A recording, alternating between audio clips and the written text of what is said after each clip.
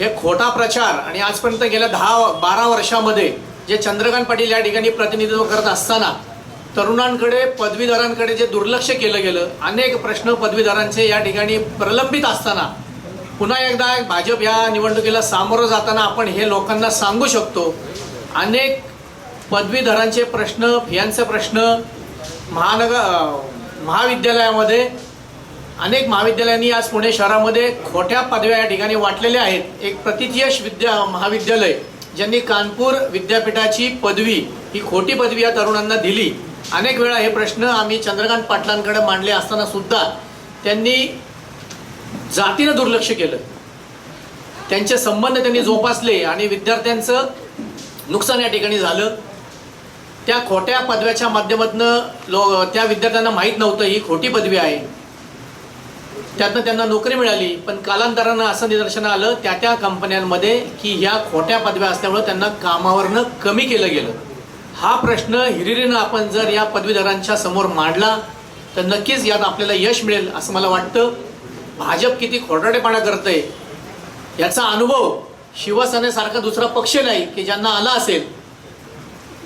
तर हे आम्ही हिरिरीनं लोकांना सांगतोय की किती खोटारडेपणा असावा आणि या खोटारडेपणामुळे या पदवीधरांचं नुकसान किती मोठ्या प्रमाणात झालंय हे आमचा शिवसेनेचा प्रत्येक पदाधिकारी त्या प्रत्येक मतदाराकडे जाऊन सांगणार हे निश्चित आहे. शहर प्रमुख या नात्यानं माझं नक्कीच लक्ष आहे की आपल्या सगळ्यांना माहिती आहे की आज बेरोजगारीचा मोठा प्रश्न आपल्या देशामध्ये उपस्थित आहे आणि अशाच या परिस्थितीमध्ये आजचे सुशिक्षित युवक शेती आणि व्यवसायामध्ये काही नवीन प्रयोग करून स्वतःच्या पायावर उभं राहायचा प्रयत्न करत आहे. अशा या परिस्थितीमध्ये एक ज्येष्ठ आणि मार्गदर्शक उमेदवाराची आपल्याला गरज होती आणि असाच उमेदवार अण्णांच्या रूपाने महाविकास आघाडीने आपल्याला दिलेला आहे. विद्येचे माहेरघर असलेल्या या पुण्यनगरीमध्ये विद्येच्या नावाखाली अनेक उद्योग करणाऱ्या बीजेपीला धक्का देण्याकरता खऱ्या अर्थाने या निवडणुकीला आपण सामोरं जातोय असं म्हटलं तरी काही चुकीचं ठरणार. आपण पाहतो की निवडणूक डिक्लेअर झाल्यानंतर एक वेगळ्या पद्धतीने गवगव करण्याचा प्रयत्न भाजपने या पुणे शहरामध्ये केलेला आहे. लहानांना तुम्ही काय काळजी करू नका, एकदा एखादा विडा उचलला ना आम्ही व्यवस्थितरित्या कारणी लावण्याचं काम आम्ही पुणे शहरामध्ये केल्याशिवाय राहत नाही, लक्षात घ्या. आणि पहिल्या फेरीतच तुम्ही निवडून येणार आहेत. दुसरी फेरी तिसरी फेरी आम्हाला माहिती नाही, आम्हाला पहिली फेरीच माहिती आहे. आणि एक नंबरचं जे मतदान आहे तुमच्या समोर पुणेकर मंडळी निश्चितपणे देतील, जिल्ह्यातून देतील, तालुक्यातून देतील, पुणे शहरातून देतील. तर ही महाविकास आघाडी नुसती नुसतं बोलण्यासाठी नाही तर प्रत्यक्षात काम करणारी मंडळी या व्यासपीठावरती उपस्थित आहे. तर मी आज वर्तमानपत्रात एक जाहिरात बघितली संग्राम देशमुखांची, त्याची काहीतरी पडण्याची परंपरा दिसते वाटतं पहिल्यापासून. त्याच्यामध्ये लिहिलं की प्रकृती चांगली असावी, प्रकृती चांगली म्हणजे मला काय लाडदांच्या प्रकृतीमध्ये मला काय असं दिसून येत नाही. अहो करोनामध्ये उद्याचा दिवस कोणाला माहिती नाही, तर अशा परिस्थितीमध्ये आपण काय जाहिरात देतो हे देखील आपल्याला या निमित्तानं समजलं पाहिजे.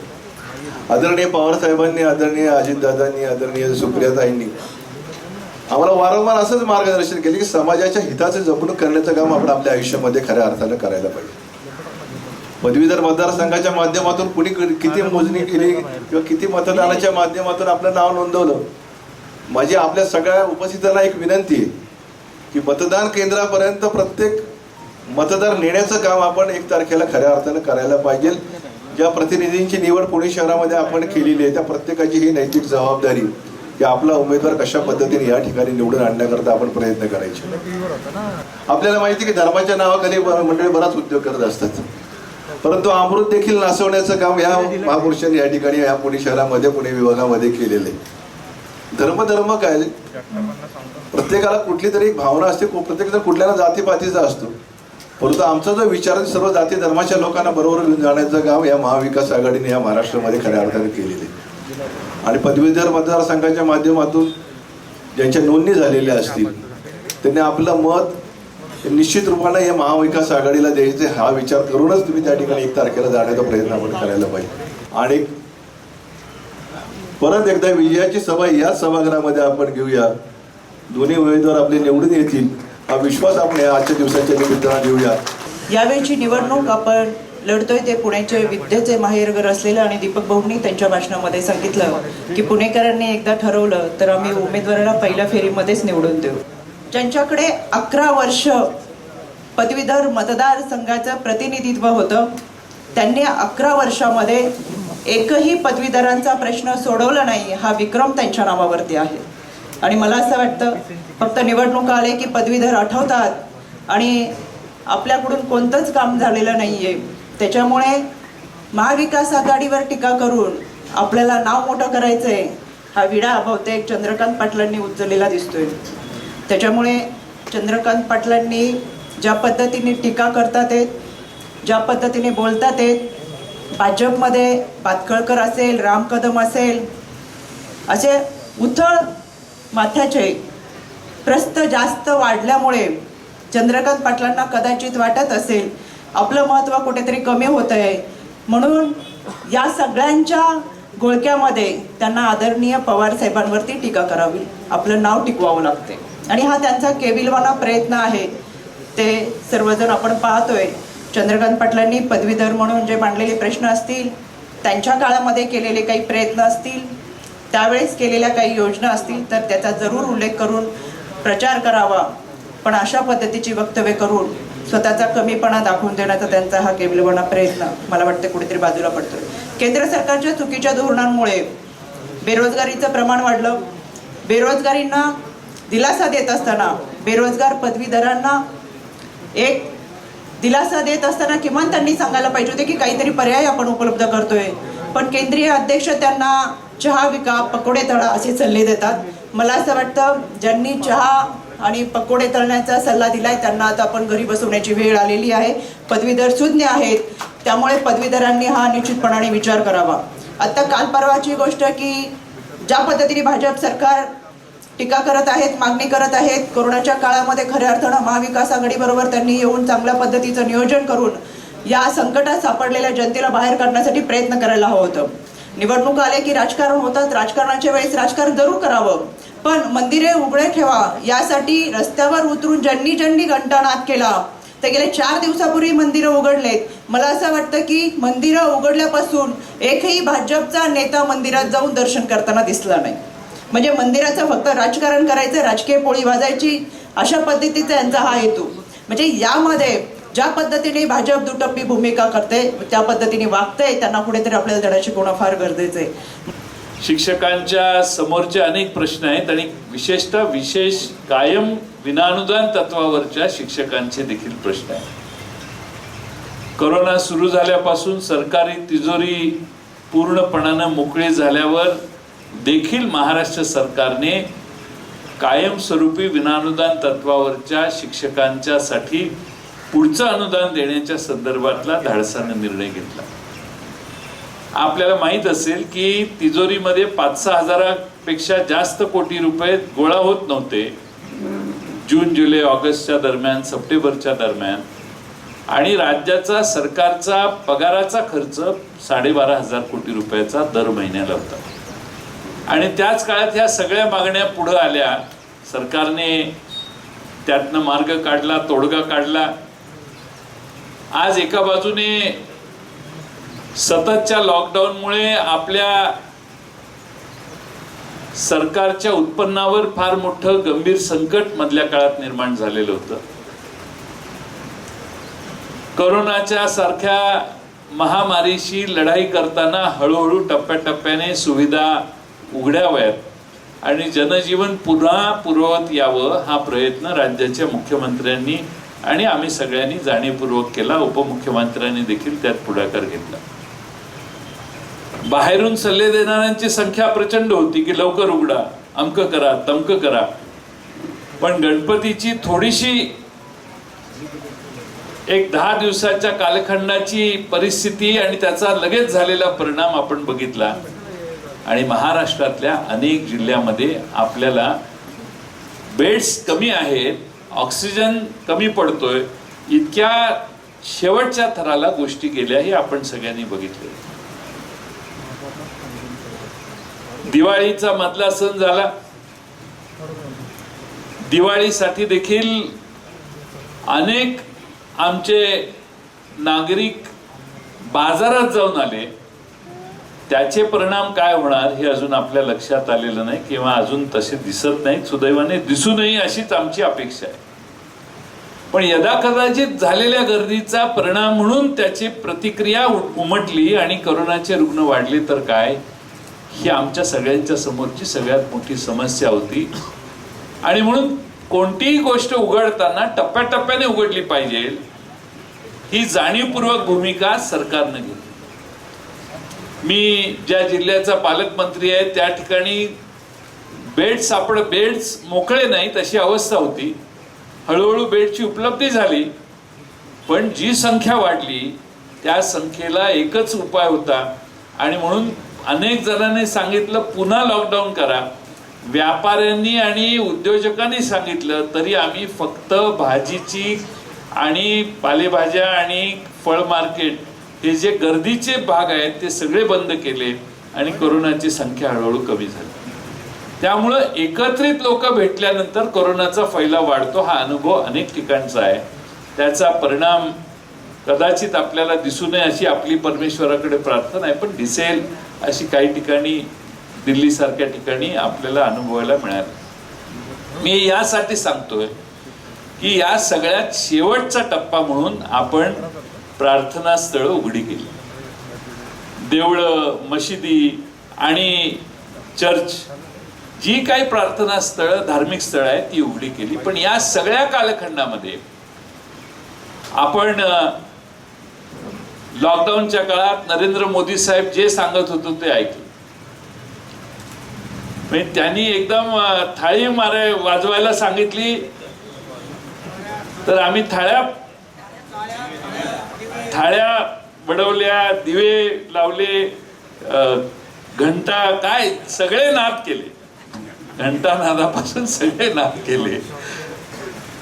आणि आमचा विश्वास आमच्या पंतप्रधानांच्यावर होता की ते सांगतायत म्हणजे ह्याच्यात काहीतरी शास्त्र असेल, करोना पळून जाईल या भावनेनं आम्ही केलं. याच्यात राजकारण आम्ही नाही केलं. आम्ही या देशात करोनाच्या सारख्या अत्यंत गंभीर प्रसंगात राजकारण करायचं नाही ही आमच्या सगळ्यांची भूमिका होती. पण त्यानंतर प्रत्येक पावलापावली भारतीय जनता पक्षाने मात्र महाराष्ट्रात राजकारणात जेवढी संधी साधता येईल तेवढी साधली.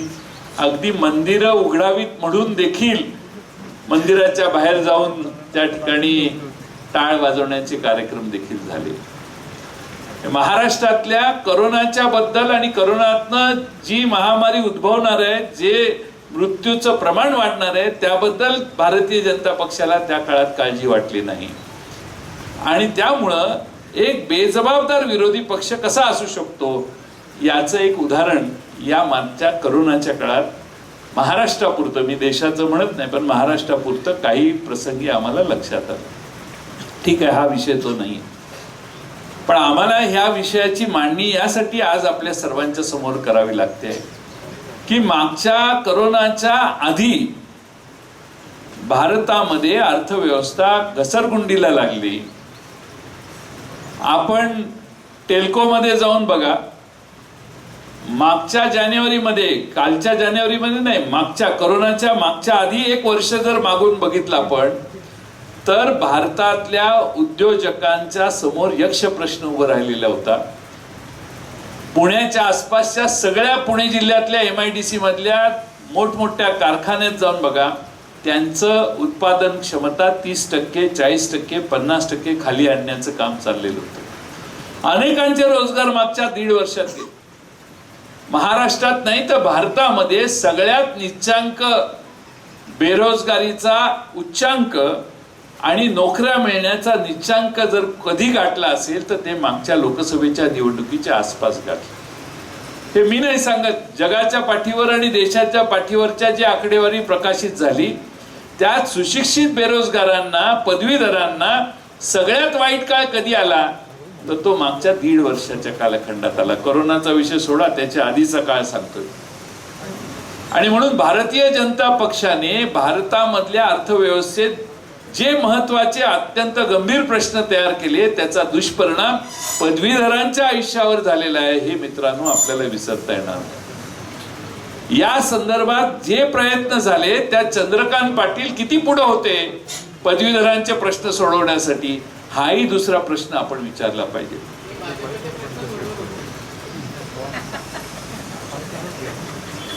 आपलं मन पुणेकरांचं मोठं आहे. आपण ते इथं आल्यावर त्यांना स्वीकारलं. पण पुणे शहरातल्या विकासाच्या साठी, पदवीधरांचे प्रश्न सोडवण्यासाठी, जे ज्या भागातून ते निवडून आले त्या भागातल्या प्रश्न सोडवण्यासाठी आमचे चंद्रकांत दादा किती तुम्हाला उपयोगी पडलेले आहेत, याचा अभ्यास केला तर त्याचे उत्तर नकारात्मक लोक देतात. अगदी मेधा कुलकर्णींना विचारलं तरी त्या सांगतील की काय प्रश्न चंद्रकांत दादांनी पुण्यात येऊन निर्माण केलेले.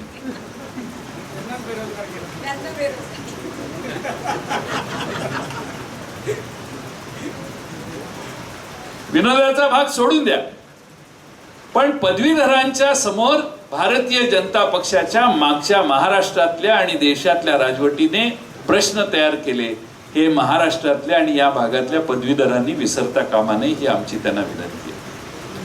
आज अरुण अण्णा लाड यांच्यासारखा, अरुण गणपती लाड या नावाने जी उमेदवारी आम्ही भरलेली आहे, त्यांच्यासारख्या एका प्रामाणिक, स्पष्ट वक्ता आणि विचारांवर श्रद्धा निष्ठा ठेवणाऱ्या नेत्याला आम्ही या निवडणुकीत उभा केलेला आहे.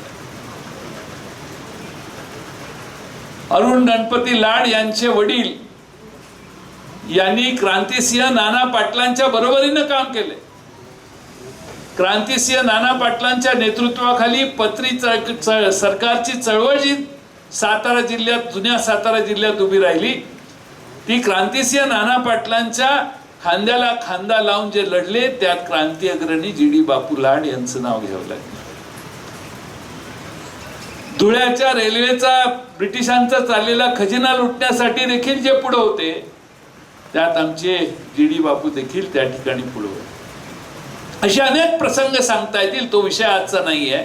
पण अशा घरातून माणूस आम्ही उभा केलेला आहे की ज्याचा घराणा हे या देशाच्या स्वातंत्र्यासाठी लढलेलं आहे, त्यागानं परिपूर्ण आहे आणि आयुष्यात साधेपणानं स्वातंत्र्याच्या आधी पण आणि नंतर पण अनेक कष्ट यातना सोसून देखील साधेपणाने राहून लोकांची सेवा करण्याचा आदर्श निर्माण करण्याचा प्रयत्न करणारा जी.डी. बापूंच्या घरातला माणूस आम्ही या ठिकाणी उभा केलाय, जो त्याच पद्धतीनं वागतो. अलीकडं वडील कसे वागतात आणि पोरं कशी वागतात ह्याच्यात जमीन आसमानाचं अंतर असतं. पण हे असं उदाहरण आहे की ज्या विचारावर जी.डी. बापू चालले, त्याच आदर्श विचारावर अरुण अण्णा लाड, अरुण लाड हे उभे राहून काम करतायत. त्यांनी साखर कारखाना काढला. साखर कारखाना दुसऱ्या साखर कारखान्यांच्यात आणि यांच्या कारखान्यात फरक आहे की या कारखान्याने अत्यंत उत्तम कार्यक्षमता निर्माण केलेली आहे, पारदर्शी कारभार आहे आणि ज्या शेतकऱ्यांचे सभासद म्हणून जे त्यांच्या कारखान्याचे आहेत, त्यांना त्याचा पुरेपूर फायदा गेले अनेक वर्ष अतिशय प्रामाणिकपणाने ते देतात. मी यासाठी सांगतोय की भारतीय जनता पक्षाकडूनचा जो उमेदवार आहे, त्यात या सगळ्या गुणांचा अभाव आहे आणि त्यासाठी आम्हाला कुणावर टीका करायची नाही. पण दोघांची कंपॅरिझन केली तर तुमच्या लक्षात येईल की अरुण लाड हे कितीतरी उजवे उमेदवार आहेत आणि सगळ्यात महत्वाचा मुद्दा म्हणजे जो विषय हातात घेतील तो धसाला लावतात. माझ्या जिल्ह्यातले त्यांच्या मुद्द्याशी स्टिकअप राहतात, आवडलं नाही तर येऊन सांगून सांगतात हे तुमचं चुकतंय, तुम्ही हे करता हे बरोबर नाही. त्यामुळे विचारांचा कॉम्प्रोमाइज कधी ह्या माणसाने केलेलं मी तरी गेल्या 30-40 वर्षात पाहिलेलं. आणि म्हणून माझी आपल्याला विनंती आहे की एक चांगला माणूस आदर्श भाषणं अनेक जण करतात, पण स्वतःच्या आयुष्यात आदर्शपणाने वागणं एवढं सोपं नसतं. या माणसाने ते करून दाखवलेलं आहे आणि त्यांच्या बरोबरचे जे सगळे असंख्य, आता मागची पिढी त्यांच्या गेली, पण नुसत्या कुंडल गावात 40 वर्षापूर्वी मी ज्यावेळी जायचो त्यावेळी प्रत्येक घरात स्वातंत्र्य सैनिक होता. सगळ्यांनी जी.डी. बापूंच्या नेतृत्वाखाली त्या पंचक्रोशीतल्या ब्रिटिशांना सळो का पळो करून सोडलेलं त्या क्रांतिकारक भागातून आजचा हा उमेदवार आम्ही दिलेला आहे. आपल्या सर्वांचा आशीर्वाद आमच्या उमेदवाराला मिळावा म्हणून या बैठकीत आपल्या सगळ्यांचा मी इतका वेळ देतो. येणाऱ्या 1 तारखेला आपण ज्यावेळी मतदान कराल त्या काळात अनेक जण आपल्याला भेटतील. काही लोक आता सांगायला लागलेत की आम्ही पुरोगामी शक्तींच्या बाजूने आहोत, जातीयवाद्यांचा पराभव करण्यासाठी आम्ही लढतोय. पण त्यात मतभेद, मतांचं विभाजन करण्याचं काम देखील काही ठिकाणांच्याकडून होतंय. आणि म्हणून ही लढाई भारतीय जनता पक्षाबरोबर महाआघाडीच्या तिन्ही आणि सर्व मित्र पक्षांच्या वतीनं, अगदी शेका पक्षाचा देखील त्यांना पाठिंबा आहे. मी कालच प्राध्यापक ND पाटील सरांना कोल्हापूरला भेटून आलो, त्यांनी त्यांना पाठिंबा दिलेला आहे. अशा अनेक मान्यवर लोकांनी पाठिंबा दिलेला आमचा उमेदवार आहे. आणि या उमेदवाराच्याकडून पदवीधरांचे प्रश्न अतिशय चांगल्या पद्धतीने सोडतो. उमेदवार असा असला पाहिजे की तो परत भेटला पाहिजे, पहिली अट. आणि उमेदवार असा असला पाहिजे की तुम्ही सांगाल ते ऐकून घेतलं पाहिजे. उमेदवाराने मी पुण्यात आहे कोल्हापूरच्याला सांगितलं आणि कोल्हापूरच्याला सांगितलं मी सोलापूरला आहे आणि सोलापूरवाल्याला सांगितलं की मी पुण्यात आहे, तर उमेदवारांचा आणि मतदारांचा संबंध नंतर येत नाही. जे चंद्रकांत दादांच्या बाबतीत घडलं, त्यांचा व्याप मोठा आहे. महाराष्ट्रभर फिरले ते या मतदारसंघाकडे परत कधी फिरकलेच नाही. पण अरुण लाड यांनी मगाशी भाषणात सांगितलं आणि यापूर्वी खाजगीत त्यांनी ठरवलंय की पुणे शहरामध्ये आपल्या पदवीधरांच्या प्रश्नांची समस्या ऐकून घेण्यासाठी विशेष यंत्रणा इथं ठेवून पुणे शहरात येऊन पदवीधरांचे प्रश्न दर महिन्याला इथं येऊन वेळ देऊन कळवून इथं बसून ऐकून घेण्याचा त्यांची मानसिकता आहे. पुणे शहरात आणि पुणे जिल्ह्यात पदवीधरांची संख्या जास्त आहे आणि म्हणून स्वतंत्र एक कार्यालय पदवीधरांचे प्रश्न आपल्या 5 जिल्ह्यातल्या सोडवण्यासाठी विशेष खास यंत्रणा आमचे अरुण लाड हे त्या ठिकाणी लावणार आहे. त्या निवडणुकांमध्ये जे मेरिट लागतं ते सगळं मेरिट आमच्या आजच्या उमेदवारात आहे. शिवसेना प्रमुख माननीय उद्धव ठाकरे साहेबांनी पाठिंबा दिलेला आहे. काँग्रेस पक्षाचा त्यांना पाठिंबा आहे. राष्ट्रवादीचे तर ते सदस्यच आहेत, काम करतायत. आणि शिक्षक मतदारसंघात देखील जयंत आसगावकर यांच्या उमेदवारीला आपल्या सगळ्यांचा पाठिंबा आहे. या दोघांनाही निवडून देत असताना आपल्या सगळ्यांनी 8 दिवसाच्या कालखंडात मतदारांपर्यंत पोहोचण्याचं काम करावं. मी सकाळपासून बघतोय मतदाराचं नाव आहे पण फोन नंबर एकच आहे. 101 मतदार एकाच फोन नंबरवर. मतदाराचा पत्ता हुडकायला गेलो तर पत्ता गायब, म्हणजे पत्ता जिथे आहे तिथे तो राहतच नाही. असे बोगस मतदार नोंदवण्याचं काम हे यावेळी झालेलं आहे. कारण येन केन सर्व प्रकारे या निवडणुकीत आपल्याला जिंकायचंच आहे असं ठरवून ठराविक लोक काम करतायत. आपण सावध असलं पाहिजे. खरं म्हणजे निवडणूक आयोगाने याकडे लक्ष दिलं पाहिजे. मी जर मतदार असेल तर माझा जो दिलेला पत्ता आहे त्या पत्त्यावर मी राहायला पाहिजे. पण असे शेकडो हजारो नावं अशी आहेत पुण्यातल्या यादीमध्ये की ज्यांचा पत्ता वेगळाच आहे. तिथं गेल्यावर ते सापडत नाही आणि एकच नंबर सगळ्यांच्या समोर आहे. निवडणूक आयोगाला जरा जरी या निवडणुकीच्या पारदर्शकतेबद्दल चाड असेल तर निवडणूक आयोगाने शेवटी मतदान खरं झालं पाहिजे. एकदा मतदार यादीत आलं की झालंच पाहिजे असं नाही. लोकशाहीत न्याय व्यवस्थित मिळायचा असेल तर मतदार यादीत ज्या चुका असतील त्या चुका, जसं आपण मतदार नोंदवण्याचं काम शेवटपर्यंत करण्याची परवानगी अगदी काल परवापर्यंत दिली, त्याच्यावर ऑब्जेक्शन घ्यायला वेळच नाही. 5 सप्टेंबर पर्यंत मला वाटतं ऑनलाईन मतदार नोंदणी झाली. त्याच्या याद्याच आम्हाला निवडणूक अर्ज भरल्यानंतर प्रचार सुरू झाल्यानंतर काल परवा दिल्या. म्हणजे याचा अर्थ निवडणूक आयोगाचं कुठेतरी चुकतंय. निवडणूक आयोगाने मतदार निवडणूक सुरू होण्याच्या आधी यादी प्रकाशित करायला पाहिजे होती. मतदारांच्या निवडणुकीच्या यादीच्या संदर्भात उमेदवारांना किमान त्यांनी अर्ज मागे काढून घेण्याची तारीख झाल्यावर हातात यादी मिळायला पाहिजे होती. त्यामुळे हे सगळं गौडबंगाल आहे. राष्ट्रवादी काँग्रेसच्या वतीनं त्या बाबतीतली आवश्यक ती तक्रार आज संध्याकाळपर्यंत दाखल तुम्ही करा. शेवटी एकच नंबर आणि माणसं वेगळी असं होऊ शकत नाही. आता याचा दुष्परिणाम काय, आपण त्याला मोबाईलवर फोन केला तर एकाच माणसाला 1000 माणसांचे मेसेज जाणार. आपण त्याला पत्त्यावर हुडकायला गेल्यावर तो भेटणार नाही, प्रचारच होणार नाही. त्यामुळं असं काही चुकीचं होत असेल तर त्याच्याकडे निवडणूक आयोगाचं लक्ष वेधून घेणं आवश्यक आहे.